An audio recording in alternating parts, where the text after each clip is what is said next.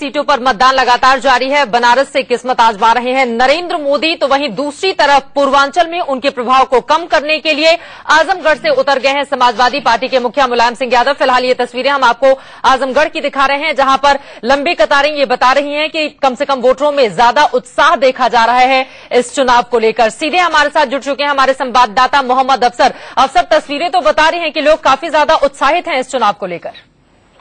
बिल्कुल चित्रा, लोग बहुत ज्यादा उत्साहित हैं और सबसे बड़ी बात कि लोग बदलाव के साथ साथ दो बड़े मुद्दे हैं यहाँ पर। एक तो विकास का मुद्दा है ही, साथ ही आजमगढ़ की छवि का मुद्दा भी है, क्योंकि सभी लोगों का यही कहना है कि आजमगढ़ की जो छवि खराब हुई है, आजमगढ़ की आवाज कोई संसद में नहीं उठा पाता है, इसलिए उन्हें कोई ऐसा नेता चाहिए जो आजमगढ़ का विकास करे। और विकास का मतलब सड़कें और स्ट्रीट लाइट्स नहीं, बल्कि यहाँ पर इंडस्ट्रीज हो, ताकि यहाँ के लोगों को बाहर न जाना पड़े, यहाँ के लोगों को यहीं पर रोजगार मिल सके। पहला मुद्दा तो ये था। और दूसरा यहाँ की छवि, क्योंकि यहाँ की छवि आजमगढ़ को हमेशा से आतंकगढ़ कहा जाता रहा है, तो उस छवि को खत्म किया जाए और किसी तरीके से उस छवि को अच्छा करते हुए आजमगढ़ को एक अच्छा शहर के रूप में जाना जाए। तो इन दो बड़े मुद्दों के सोचते हुए लोग यहाँ पर वोट कर रहे हैं। चित्रा, बिल्कुल, और ये तस्वीरें ये बताने के लिए काफी है कि कम से कम जैसे जैसे वक्त गुजरेगा लोग अपने घरों से और ज्यादा बाहर निकलेंगे, मतदान करेंगे। सीधे उदित राज का हम रुख कर लेते हैं, बीजेपी के नेता हमारे साथ जुड़े हुए हैं।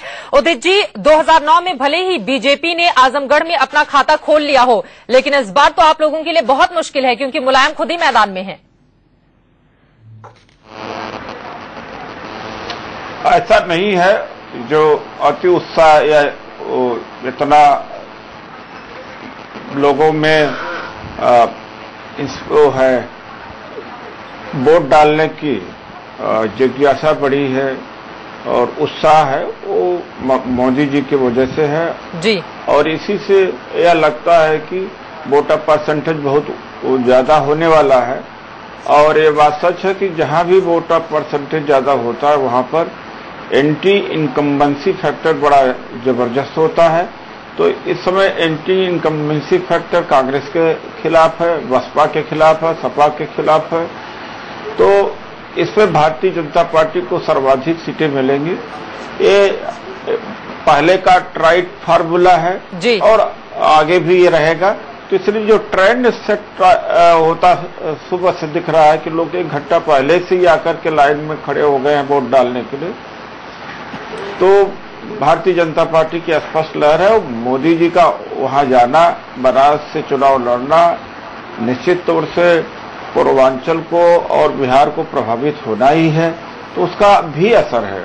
कभी कभी जो मौजूदा सांसद रहता है उसके खिलाफ भी लहर देखी जाती है। दीपक, भारतीय जनता पार्टी जी, मैं ये बोलना चाह रहा था कि उन्होंने सही कहा कि मोदी के कारण अधिक मतदान हो रहा है, लेकिन पक्ष में और विपक्ष में दोनों तरफ से भारी मतदान उस व्यक्ति के कारण यदि हो रहा है तो उसका लाभ और नुकसान दोनों है। और ये मतलब हम देख पा रहे हैं कि किस तरह से बुर्के में महिलाएं पहुंचे हुए हैं, और अपने आप में ये दर्शाता है कि लोकतंत्र कितना मजबूत हो रहा है अगर महिलाएं भी बढ़ चढ़कर बाहर निकल रही हैं। अवधेश जी, देखो, मुलायम सिंह के लिए आजमगढ़ सीट का मतलब केवल उसको जीतना और हारना नहीं है।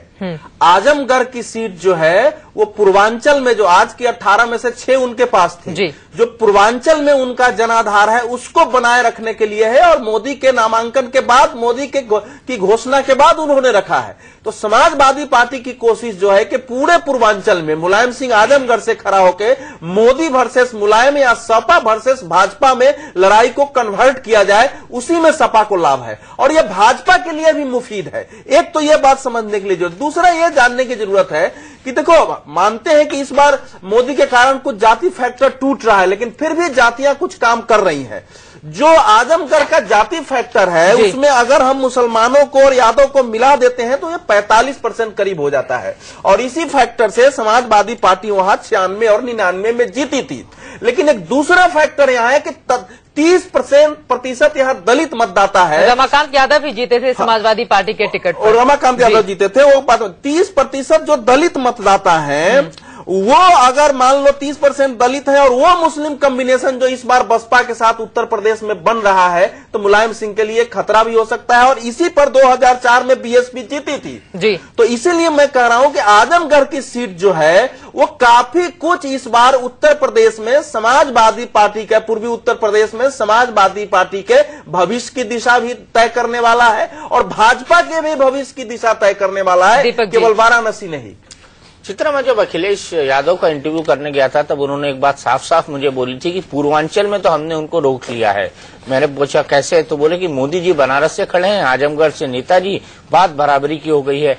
तो ये जो बराबरी की बात थी उससे उनका संकेत वही था जो अवधेश जी कह रहे थे कि ये जो पूरा का पूरा मुकाबला है ये मोदी वर्सेस मुलायम है आजमगढ़ के अंदर, ताकि आजमगढ़ में सपा अपनी 6 उन सीटों को रिटेन कर सके, क्योंकि वहां पर उसका बहुत कुछ स्टेक पर है, बहुत कुछ दांव पर लगा हुआ है। और जो दूसरी चर्चा है समाजवादी पार्टी के अंदर वो ये है कि आजमगढ़ की सीट नेताजी लड़ रहे हैं, वो जीतेंगे, उस सीट को छोड़ेंगे और अपने दूसरे बेटे प्रतीक यादव के लिए छोड़ेंगे, जिसका उन पर बहुत ज्यादा दबाव है कि वो प्रतीक यादव को राजनीति के अंदर लेकर आए, राजनीति के अंदर उनका पदार्पण कराएं। हालांकि प्रतीक अभी तक इससे इनकार करते रहे हैं, लेकिन हकीकत यही है कि अगर आजमगढ़ की सीट मुलायम सिंह यादव जीतते हैं और उसको छोड़ते हैं तो वो उसको अपने दूसरे बेटे प्रतीक यादव के लिए छोड़ेंगे। हालांकि अभी ये नहीं कहा जा सकता कि आजमगढ़ की सीट मुलायम सिंह यादव जीत रहे हैं, क्योंकि रमाकांत यादव उनके चेले हैं, अच्छी पकड़ रखते हैं आजमगढ़ में, बढ़िया पकड़ रखते हैं आजमगढ़ में। और मुलायम सिंह यादव को जिस तरह के हमको संकेत वहां से मिले हैं, जिस तरह से संदेश वहां से मिले हैं,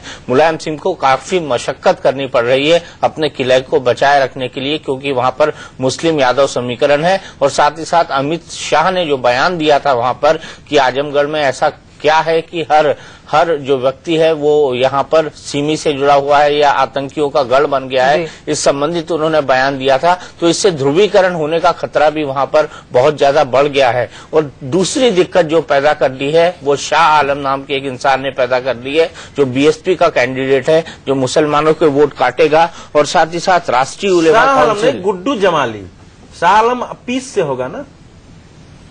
नहीं, रिसर्च शाह आलम का नाम दे रहा है यहाँ पर। अच्छा। और साथ ही साथ गुड्डू जमाली, उलेमा काउंसिल के मोहम्मद आमिर जो है वो भी वहां पर खड़े हुए हैं, इसलिए मुस्लिम वोटों के जो कटने की संभावना है वो वहां पर बहुत ज्यादा बढ़ गई, और आपको ये भी बता दें कि अब तक हुए 16 चुनावों में 11 बार यादव जातियों का ही बाहुल्य रहा है। अलग अलग नेता अलग अलग पार्टियों से रहे हैं, लेकिन जीत हासिल की है। और इस बार भी मुकाबला 2 यादवों के बीच में भी है। बीजेपी के रमाकांत यादव और खुद मुलायम सिंह यादव मैदान में उतर चुके हैं। हमारे साथ तमाम खास मेहमान लगातार जुड़े रहे। आप लोगों का अभी के लिए फिलहाल शुक्रिया।